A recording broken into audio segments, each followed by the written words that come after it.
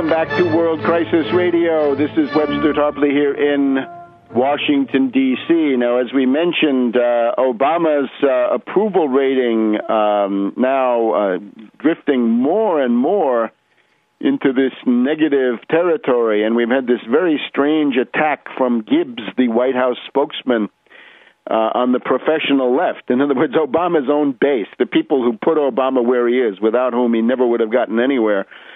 They need to be drug tested because they keep saying that Obama is following Bush policies. Well, I'm afraid we look at Afghanistan and Iraq. He's got, I think, more combat forces in the field right now than Bush ever did. And if we get the attack on Iran, remember, all the stories now are that Bush considered an attack on Iran but said, no, I'm not going to do it.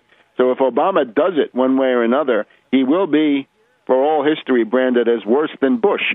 So that brings up the question, what are you going to do about it? And one of the main fronts is this question of, is Obama legally the president at all? So for that, we want to go to our friend, Phil Berg in Philadelphia. Welcome, Phil. My pleasure. I don't know if you saw my last press release that went out, but I made comments of why Michelle Obama took her big trip to Spain. And I think she took her big trip to Spain because she knows her time is short in the White House, and she might as well do what she can because, as you state, the poll numbers are dropping on Obama, and more people are coming out questioning where he's from and what he's about, and I really think that we're going to force him out of office. My march is still working on. We've had some internal problems here. We're working on the date. I don't have it yet. I'll have it any day now. It looks like we're doing it in October, everyone, and we're getting a good response from people. We're mentioning on our website that we're having it. Just bear with us a little longer.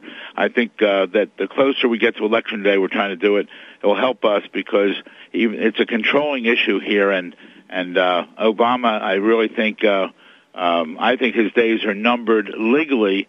You want to be careful on that, and we're going to force him legally out of office and force him to resign. And I don't know your spin on that, why, but that's why I think Michelle took her little gaunt here with 40 of her closest friends.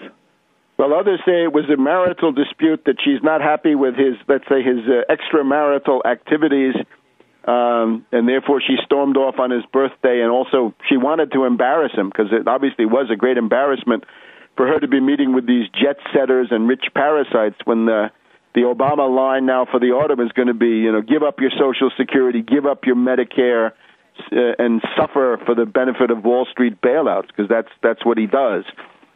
That could be too, but you're right. I mean, here he goes to Chicago by himself, and his wife and daughter are over in Spain on his birthday. So it could be some discontent. Maybe it'll be Michelle Obama who will open up on him. I doubt that, but someone's going to be the deep throat. Someone's going to really give us the whole goods. I just got a telephone call from someone who states he's going to give me a document showing that he has documentation that Obama signed a document relinquishing his American citizenship.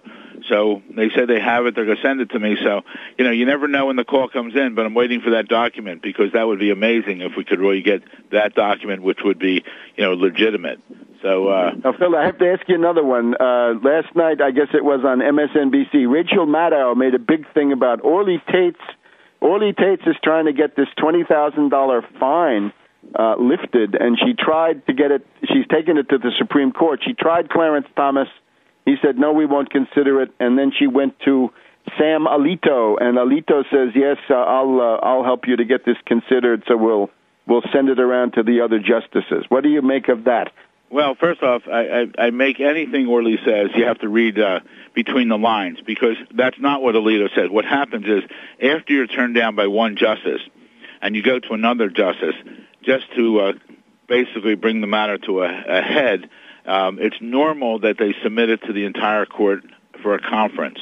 And I assure you at the conference, it's not going to be, I cannot believe the Supreme Court will even touch it because the $20,000 by, I think it was Judge Land in Atlanta, he gave her opportunity, and he really wrote a chastising opinion of why the sanctions should be imposed against her.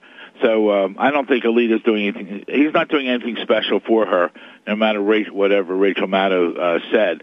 The only thing he's going to do is they're going to get it to a conference, and then it's going to be, I assure you, voted down because they're not going to hear that case. I mean, they get thousands of requests for cases every year, and that case, I assure you, will not be heard by the Supreme Court. All right, we maybe have a minute or two left.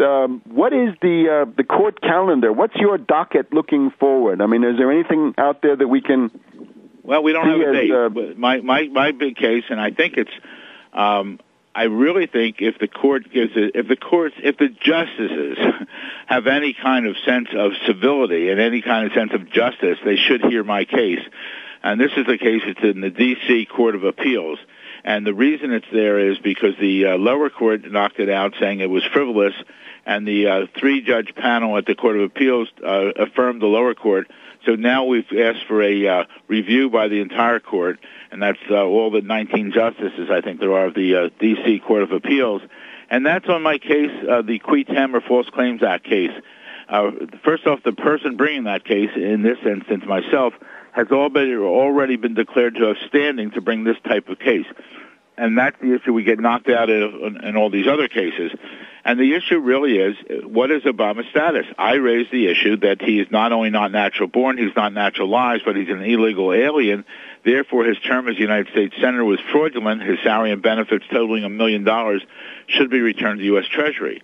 I mean, I really think it's a case that they should take a look at. So we're waiting on the D.C. Court of Appeals. Who knows when they'll decide the case. I think they should give us an opportunity for oral argument. If it is, we would have an amazing coverage. That's the thing against us because they basically have been covering for Obama. But now that Obama's dropping in the polls, we're hoping. But if not, we will take the case up to the Supreme Court of the United States, and hopefully they will hear it. Obama, at this point, it's really absurd. What's the latest numbers you have on his disapproval or approval right now? One of them is down to 41% approve.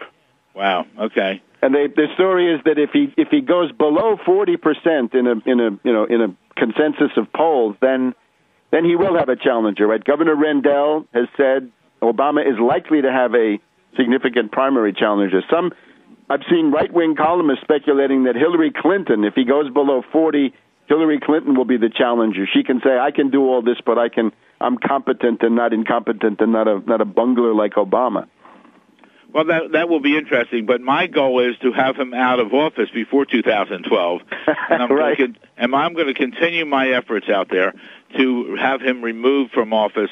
The only way to do it, because, listen, you really can't impeach him as far as I'm concerned because he's a usurper. He's not a valid president. But the way to do it is to put enough pressure on it to force him to resign. And as his poll numbers drop and as people look more into him, whatever your issue is, if it's Obamacare, if it's taxation, whatever the issue is, the controlling issue is the fact that he's an imposter, and therefore he shouldn't be president, and therefore everything that he's done, all the laws he's signed, everything he's done would become voidable.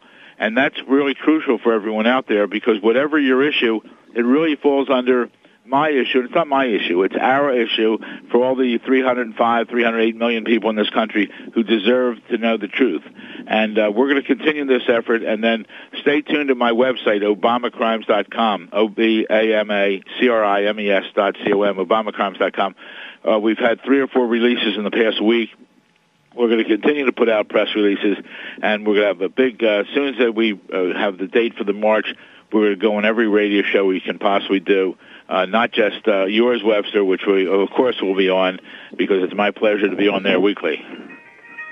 Well, we've got, this is the low point of the news year in Europe, right? It's basically August 15th. It's a great time to get that story out in some other parts of the world where the news desks are looking around for something. We'll see if we can send some of those releases to Europe. Yeah, I told people I'll be at the October 28th Glenn Beck, and the British Broadcasting Company called me, and they're going to film me there. Great. We'll see you next week, Phil. Okay. Hang in there. Thank you. We'll be back in a second.